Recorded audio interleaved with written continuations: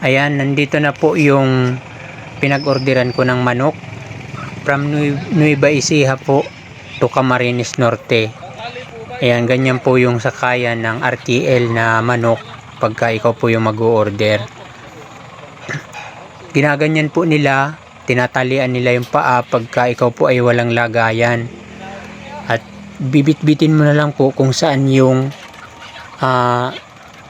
kulungan mo na paglalagyan. Ako po may ganito, sinasakay po ito dito para hilahin ng kalabaw papunta sa aming manukan.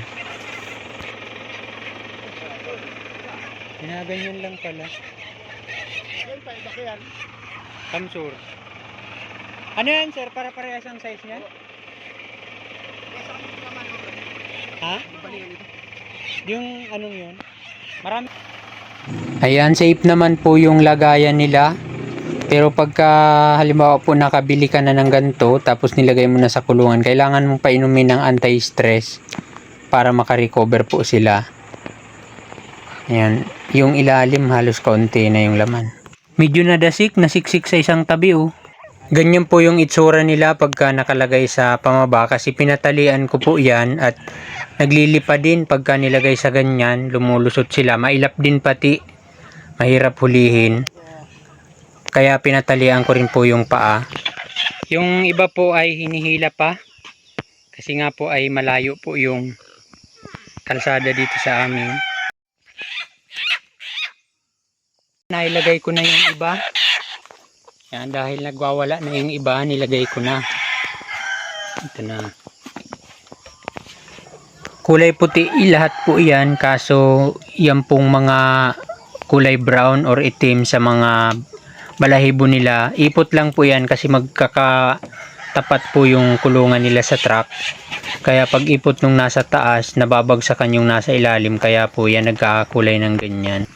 Dahil po sa biyahe, masyado silang stress, tapos sa ganito yung kalagayan nila.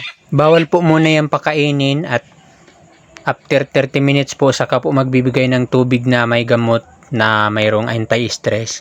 After po noon, magpapakain na. Nailagay namin sila dito ay alas 8 ng umaga. Pagkatapos po magpainom ng tubig na may gamot, kinahaponan ko na po sila pinakain. Every 5 days po ay isang sakong ganyan po. Isang sakong integrato. Pero po sa mga ganito na medyo bata pa sila, hindi pa sila nag-iitlog, hindi pa po nila kayang ubusin yung isang sako sa loob ng 5 araw kasi hindi pa po umaabot ng 100 grams ang kain ng bawat isa sa isang araw. 80 grams lang po kasi tinitimbang ko po yan pagka ako po ay napakain. Yung pagpakain at pagkatapos kumain, tinitimbang ko yung tira. Pero mabagal po itong kumain, kaya hindi agad-agad na akala mo ay tapos na, kukunin mo na yung tira. Basta nag-start po ako ng 7:30 magpakain, minsan po natatapos silang kumain hanggang alas 9 o kaya inaabot pa po ng alas 10 ng umaga. Sa hapon naman po, dapat ang pagpakain sana nito ay alas 4 o kaya alas 4:30. Pero po dito sa akin, ginagawa ko pong alas 3 kasi wala pong ilaw. Pag nagpakain ka po kasi ng alas 4, kailangan mo pong magpailaw hanggang alas 8 kasi doon po yung time na saka lang po sila matatapos kumain. Basta sa ganito, dapat hindi makulangan sila sa baog at hindi din magsubra kasi sayang din. Thank you for watching.